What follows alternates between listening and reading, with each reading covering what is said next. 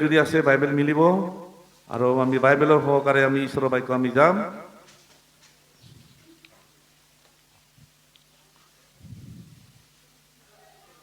বাইবেলত ঈশ্বৰে নিজৰ মনোনীত সন্তানবিলাকৰ কাৰণে বহুত কথা লিখা আছে আৰু আমি শিকিব লাগে, জানিব লাগে।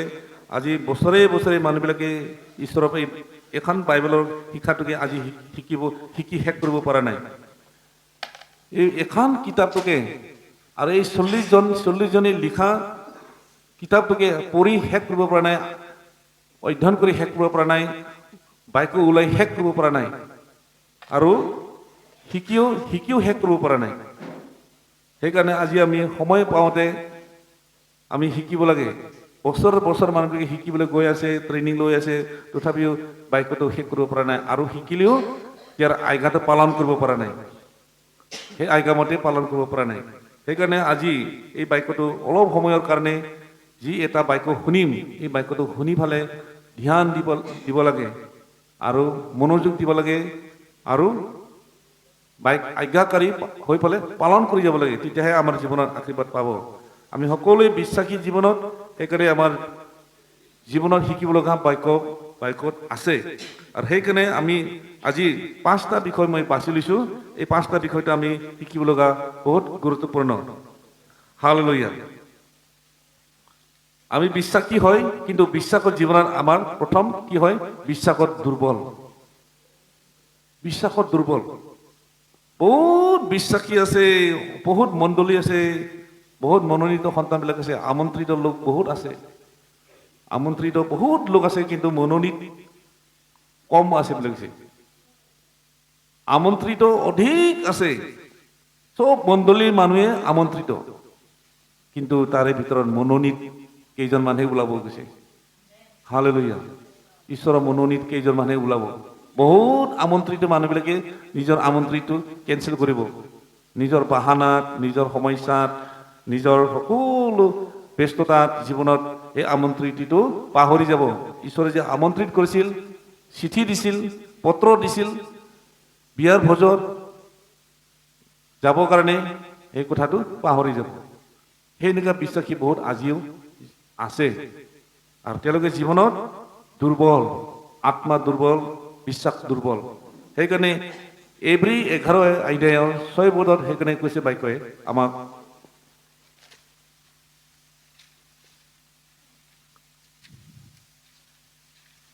এভৰি 11 অধ্যায়ৰ 6 পদ, তাতে আমাক এটা বাক্য লিখিছে। এই বাক্যটো আমি মনত ৰাখিব লাগে যে, কিন্তু বিনা বিশ্বাসেৰে ঈশ্বৰক সন্তুষ্ট কৰা অসাধ্য। আপুনি যদি দুৰ্বল বিশ্বাসী যদি হয়, ঈশ্বৰক সন্তুষ্ট কৰাটো আপোনাৰ অসাধ্য আছে। কিয়নো ঈশ্বৰ যে আছে আৰু তেওঁক বিচৰা লোকৰ পুৰস্কাৰ দেউতা হয়, ইয়াকে তেওঁ ওচৰলৈ চপোৱা মানুহে বিশ্বাস কৰিব লাগে। হালেলুয়া। তেওঁৰ দ্বাৰা মনোনীত কৰা লোকবিলাকে যদি দুৰ্বল মনেৰে, দুৰ্বল বিশ্বাসেৰে যদি জীৱন যাপন কৰি আছে, নাম মাত্ৰ এনে মাত্ৰ ড্ৰেছটো লৈ পেলাই যদি খ্ৰীষ্টান যদি নাম লৈছে, বিশ্বাসী যদি নাম লৈছে, তেনেহ'লে তাৰ জীৱনত বহুত দুৰ্বল আছে। আমি ড্ৰেছও পিন্ধিব লাগে, আমি কৰ্ম কৰিব লাগে। যেনেকৈ পুলিচ আৰ্মিবিলাকে ড্ৰেছ পিন্ধি পেলাই সি পুৰা সম্পূৰ্ণ ডিউটি নিভাই বা ডিউটি কাৰ্য কৰে, সম্পূৰ্ণ কৰ্ম কৰে আৰু দেশৰ কাৰণে তেওঁলোকে উঠি লাগি পৰে। যিমানেই শত্ৰু আহক মৰিবলৈ ভয় নকৰে। তেওঁলোকৰ শপত কৰা সময়তে তেওঁলোকক শপত কৰায়, যিমানখিনি আহিলেও, সমস্যা আহিলেও তেওঁলোকে বন্দুক এৰি পেলাই পলাই নপৰিব। সি গুলি খাই হ'লেও মৰিব আৰু দেশৰ কাৰণে সি জান দিব। সেইদৰে তেওঁলোকে ড্ৰেছটো সন্মান ৰাখে। সেইকাৰণে আজি আমাৰ ঈশ্বৰেও আমাক আত্মিক ড্ৰেছ দিছে, বিশ্বাসৰ এটা ড্ৰেছ দিছে, আৰু সেই ড্ৰেছটো হৈছে আত্মা বিশ্বাস, প্ৰভু যীশু বিশ্বাস, ঈশ্বৰৰ বিশ্বাস। এই সকলো ড্ৰেছ আমাৰ থাকিব লাগে। যদি বিশ্বাসত যদি দুৰ্বল হয়, আপুনি ড্ৰেছটো লগাই পেলাই একো কামত নাহিব। সেইকাৰণে ঈশ্বৰৰ ওচৰত চাপিব লাগে বুলি কৈছে। যদি আপোনাৰ বিশ্বাস যদি দুৰ্বল হয়, এদিন প্ৰকাশ হ'ব গৈছে। আজি আপুনি ড্ৰেছটো লগাই খুব এটা ভাল বিশ্বাসী নিচিনা চলি আছে কিন্তু ঈশ্বৰে আপোনাক অন্তৰ্যামী ঈশ্বৰ হয় আপুনি কেনেকুৱা বিশ্বাসত জীৱন যাপন কৰি আছে এদিন প্ৰকাশী হ'ব সেইকাৰণে প্ৰথম কৰিন্থিয়া 3 অধ্যায় 12 13 14 পদত কৈছে আপুনি যদি চাই তাতে প্ৰকাশ হ'ব বুলি কৈছে প্ৰথম কৰিন্থিয়া 3 অধ্যায়ৰ 12 13 14 15 এই পদত লিখা আছে এই ভিত্তিমূলৰ ওপৰত সোণ ৰূপ ৰত্ন নাইবা কাঠ খেৰ নৰাৰে যদি কোনোৱে সাজে তেন্তে প্ৰতিজনৰ কৰ্ম প্ৰকাশিত হ'ব হালেলুয়া দুটা দেখাইছে সোণ ৰূপ ৰত্ন আৰু নৰা খেৰ কাঠ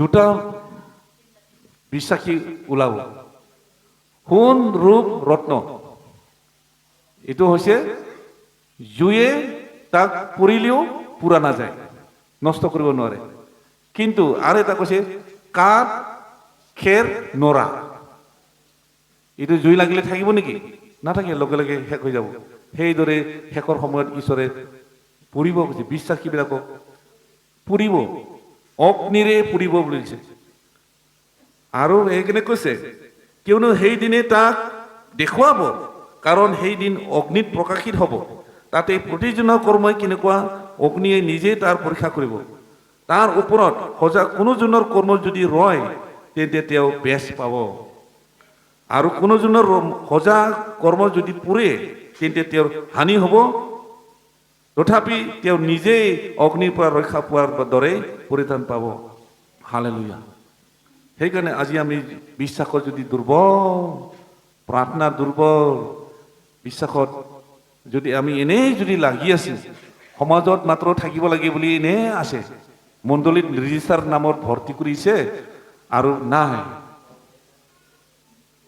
গীৰ্জাৰ প্ৰাৰ্থনাত নাই সংগতিত নাই মণ্ডলীত দেখা দেখি নাই এনেকৈ যদি বিশ্বাসী যদি হৈছে আপুনি তেনেহ'লে আপুনি বহুত ক্ষতি হ'ব হানি হ'ব বুলি কৈছে বাইবেলে কৈছে দে হানি হ'ব তেনেহ'লে আপুনি কাঠ নৰা খেৰেৰে বনোৱা ঘৰ হয় আপুনি জুই লগাৰ লগে লগে আপুনি চাৰখাৰ হৈ যাব শেষ হৈ যাব কিন্তু আপোনাক বাইবেলে কৈছে সোণ ৰূপ ৰত্ন তাতে জুই লাগিলেও একো নহয় পুৰা নাযায় এনেকুৱা বিশ্বাস মজবুত হ'বলৈ দিছে হালেলুয়া এনেকুৱা বিশ্বাসে থাকিব কৈছে পৰিত্ৰাণ পাব উদ্ধাৰ পাব যদি আমি এই জীয়াই থকা সময়তে যদি এই সকলোবিলাক কথা বুজি নাপায় আৰু যদি আমি সাঁচিব নাজানো তেনেহ'লে আমি শেষৰ সময়ত আমাৰ সকলো হানি হ'ব হানিৰ মুখ দেখিবলৈ পাব আৰু দাঁত ক্ৰচনি ক্ৰন্দন হ'ব বুলি কৈছে হালেলুয়া প্ৰেইজ দ্য লৰ্ড আৰু 2 নম্বৰ জাগতিক জীৱন নিৰ্বাহ বহুত বিশ্বাসীয়ে জাগতিক জীৱনত নিৰ্বাহ কৰি আছে জীৱন যাপন কৰি আছে এইটো বহুত সাৱধান হ'ব লাগে আমি আমাক জগতৰ পৰা ঈশ্বৰে উদ্ধাৰ কৰিছে মনোনীত কৰিছে আৰু জগততে আমাক ৰাখি আছে জগততে খোৱা বোৱা কৰিবলৈ থাকিবলৈ দি আছে জগততে কাম বন কৰিবলৈ দিছে জগততে টকা পইচা ইনকাম কৰিব দিছে কিন্তু আমাক জাগতিকৰ পৰা বাচিব দিছে পৃথক হ'ব দিছে কিয়নো এই জাগতিকৰ পৰা উৎপন্ন হোৱা বহুত কি আছে বিষয় আছে আমাক এই জগতৰ পৰা উৎপন্ন হোৱা বিষয় বহুত আছে এই বিষয়বিলাক আমি চাম প্ৰথম যোহনৰ 2 অধ্যায় 15 আৰু 16 পদ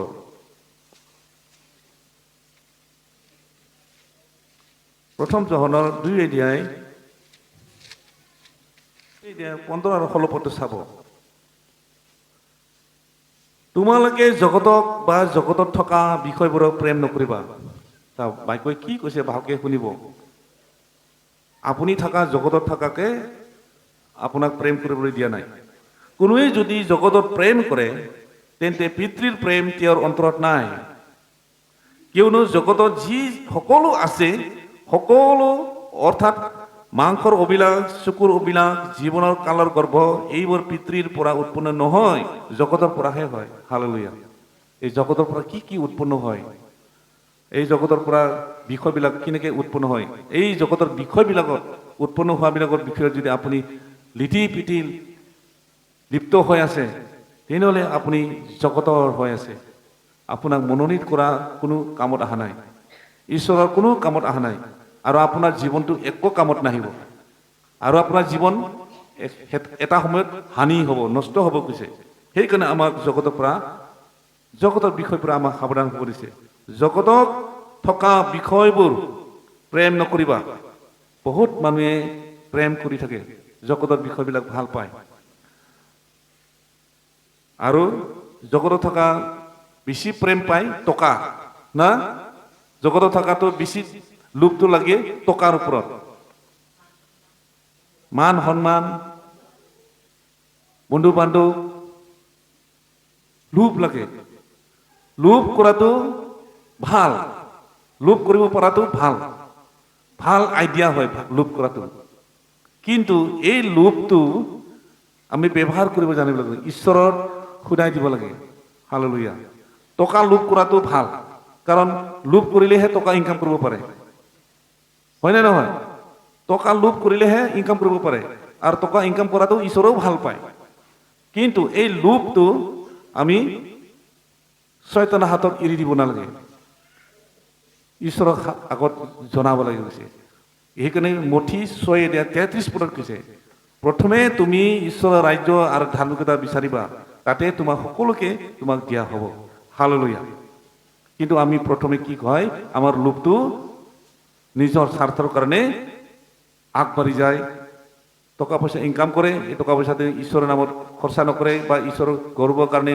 মহিমাৰ কাৰণে ব্যৱহাৰ নকৰে নিজৰ কাৰণে সকলো সময়তে লাগেহে বুলি সকলোবিলাক সময়তে এই নষ্ট কৰি লয় আৰু এই যিমানে টকাটো বৃদ্ধি হৈ থাকিব আপোনাৰ লোভটো বাঢ়ি গৈ থাকিব আৰু আপোনাক এই মন্দৰ মূল হৈ যাব কৈছে সেইকাৰণে বাইকত কৈছে ধন মন্দৰ মূল কৈছে যদি আপুনি ব্যৱহাৰ কৰিব নাজানে তেনেহ'লে এইটো মন্দৰ মূল হৈ যাব আপুনি প্ৰধান হৈ যাব সেইকাৰণে আমাক জগতত থকা বিষয়বোৰ প্ৰেম কৰিবলৈ দিছে কিন্তু লোভ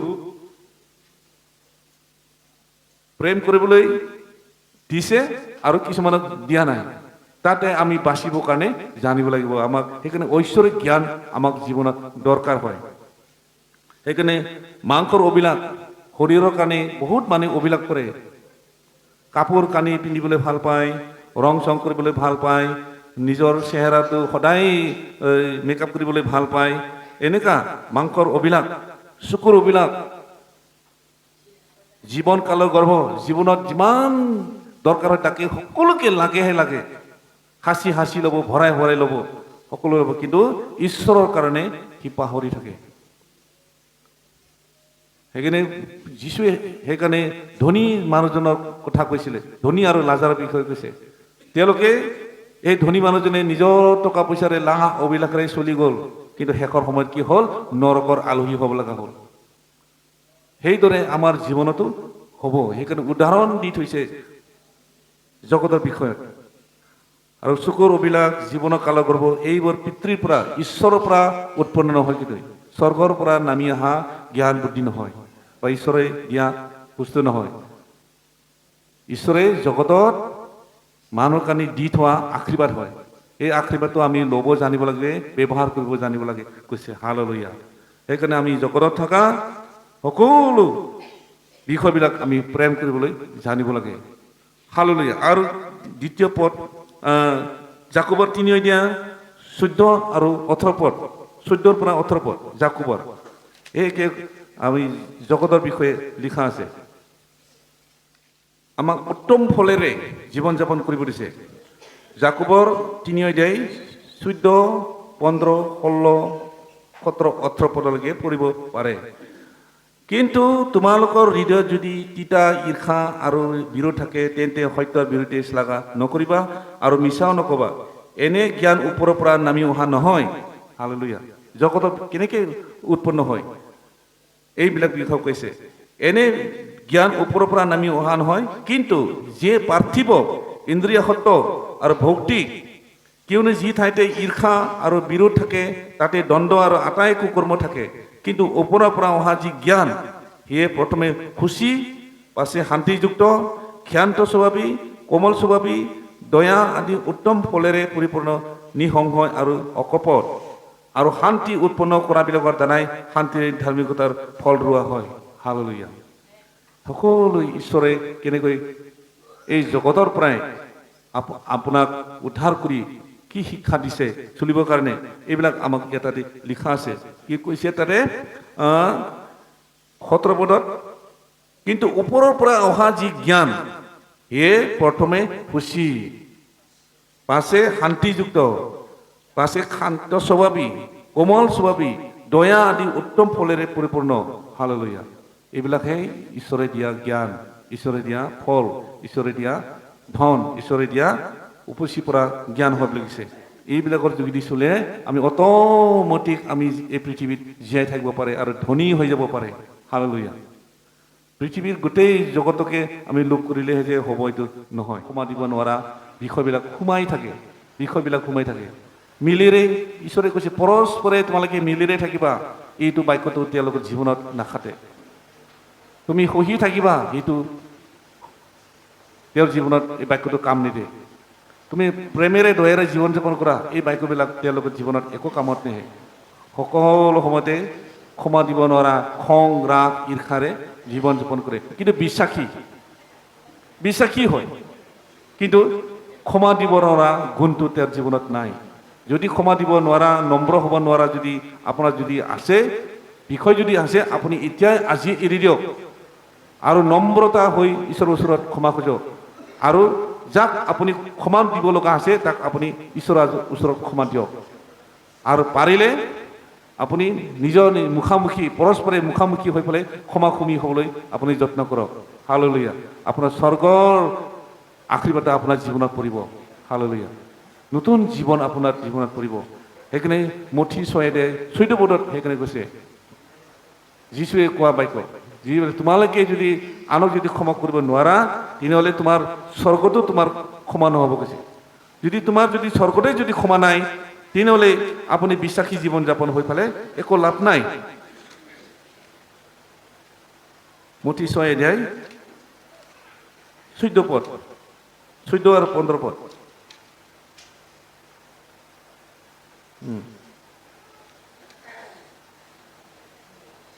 কিয়নো তোমালোকে যদি লোকৰ অপৰাধ ক্ষমা কৰা, তেন্তে তোমালোকৰ স্বৰ্গীয় পিতৃয়ে তোমালোককো ক্ষমা কৰিব। হালেলুয়া।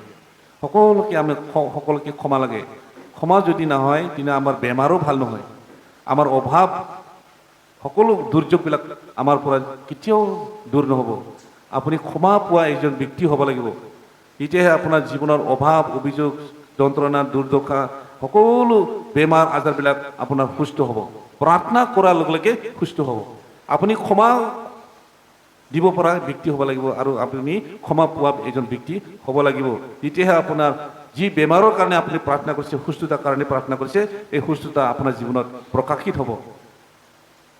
নহ'লে এই বেমাৰটো আপোনাৰ লাগি থাকিব, স্বৰ্গলৈকে আপোনাৰ সেই বেমাৰটো থাকিব, স্বৰ্গলৈকে আপুনি ক্ষমা নাপাব গৈছে। সেইকাৰণে আমি সকলোৱে ইজনে ক্ষমাখুমি হ'ব লাগে।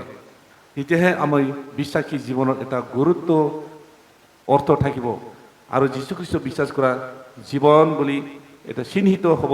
সেইকাৰণে আমি ক্ষমা দিব পৰা জীৱন আমি হ'ব লাগে। যদি আমি গালাতিয়া 5 অধ্যায় 13-14 পদত কোৱা নিচিনা যদি হয়, গালাতিয়া 5 অধ্যায় কি কৈছে, 13 পৰা 15 পদলৈকে পঢ়িব পাৰে। কিয়নো সেই ভাইবিলাক তোমালোকে স্বাধীনতাৰ নিমিত্তে আমন্ত্ৰিত হ'লা। আমাক স্বাধীন, একো বেজাৰ নাই, একো লেঠা নাই, আমাক স্বাধীন কৰিছে কৈছে। স্বাধীনতাৰ নিমিত্তে আমাক মনোনীত কৰিছে, আমন্ত্ৰিত হ'ল কৈছে। কেৱল সেই স্বাধীনতাই তোমালোকৰ মাংসৰ অভিলাষ পূৰ কৰিবলৈ উপায় নহওক কৈছে। আপুনি যদি স্বাধীন পাইছে বুলি, আমি ক্ষমা পাইছোঁ বুলি আপুনি নিজৰ মাংসৰ অভিলাষ পূৰ কৰিবলৈ কাৰণে, মাংসৰ ইচ্ছাৰ কাৰণে আপুনি পূৰ নকৰিব কৈছে। মাংস ইচ্ছা, শৰীৰৰ যি ইচ্ছা যায় কৰিবৰ কাৰণে, সেইটো কৰিব যাতে উপায় নহওক, আপুনি এইবিলাক পৰা ব্ৰেক মাৰক, আপুনি হেণ্ড ব্ৰেক মাৰক কৈছে। আপুনি এইবিলাকৰ পৰা বন্ধ হওক কৈছে। কিন্তু প্ৰেমেৰে এজনে আনজনৰ দায়িত্ব কৰ্ম কৰা, এজনে আনজনৰ কাৰণে কাম কৰিব লাগে। আপুনি পাৰা নাই, ময়ো কৰি দিম।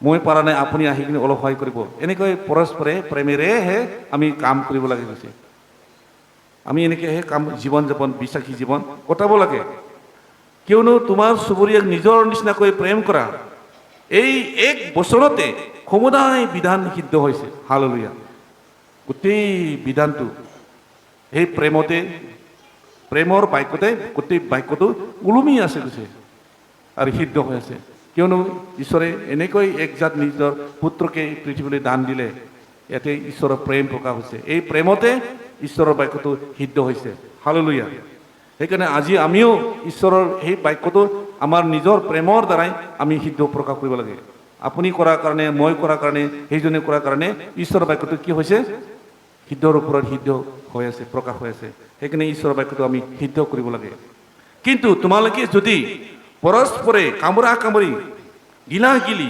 কৰা তেন্তে ইজনে সিজনৰ দ্বাৰাই যেন বিনষ্ট নোহোৱা তালৈ সাৱধান হোৱা আমি যদি ইজনে ইজনে পৰস্পৰে যদি মিলামিলি নাই কামোৰা কামুৰি গিলা গিলি অলপ এটা কথাতে গিলা গিলি কামোৰা কামুৰি যদি লাগি থাকে বিনষ্ট হ'ব এইটো খাটাং